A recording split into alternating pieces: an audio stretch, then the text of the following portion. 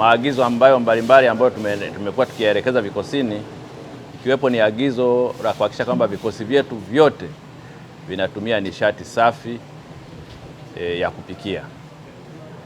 Kwa hiyo unaweza kuona kwamba katika kikosi hiki cha Ruvu ambacho leo hii tunafungua mafunzo haya ya vijana wa mujibu wa sheria ambao ni zaidi ya vijana 5,000 ambao wako kikosini hapa.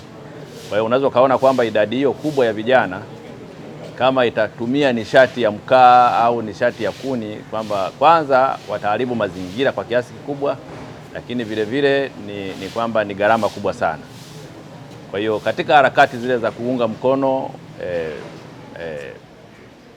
mkono Mheshimiwa Rais na Amiri Jeshi Mkuu ambaye amekuwa akisisitiza sana mazingira, kwamba hakikisha kwamba taasisi zile zenye watu zaidi ya 100 kwamba kuhakikisha kwamba zinatumia nishati mbadala.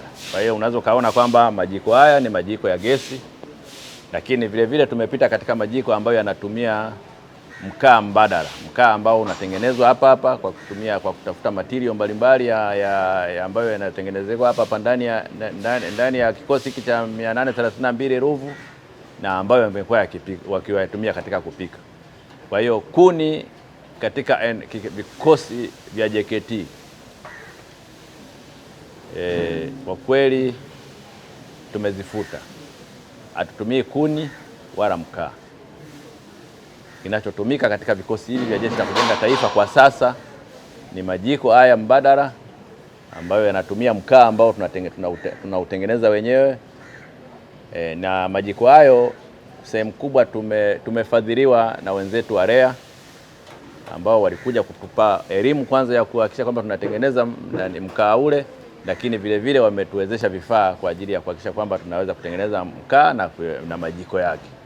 Kwa hiyo tunawashukuru sana REA kwa jitihada hiyo. Kwa hiyo bado tuko kwenye mkataba nao katika vikosi vyote vya Jeshi la Kujenga Taifa, lakini vile vile kuna majiko ya gesi ambayo kupitia kwa makao makuu ya Jeshi la Kujenga Taifa wameweza kuwezeshwa kwamba wameweza kuweka majiko haya ya gesi. Kwa hiyo ni gesi plus mkaa mbadala tunaweza kupika kwa ajili ya vijana wetu wote.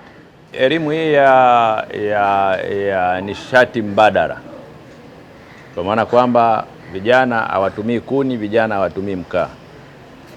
Elimu hii wanafundishwa vijana hawa, vijana wanaokuja kwa ajili ya mujibu wa sheria, lakini vijana wanaokuja kwa ajili ya kujitolea ndani ya Jeshi la Kujenga Taifa. Wanapotoka hapa, elimu hii wanaenda nayo kwenye jamii. Kwa hiyo tuamini kwamba kwa kutumia vijana hawa, elimu hii itapanuka zaidi kwenda katika maeneo mbalimbali Tanzania.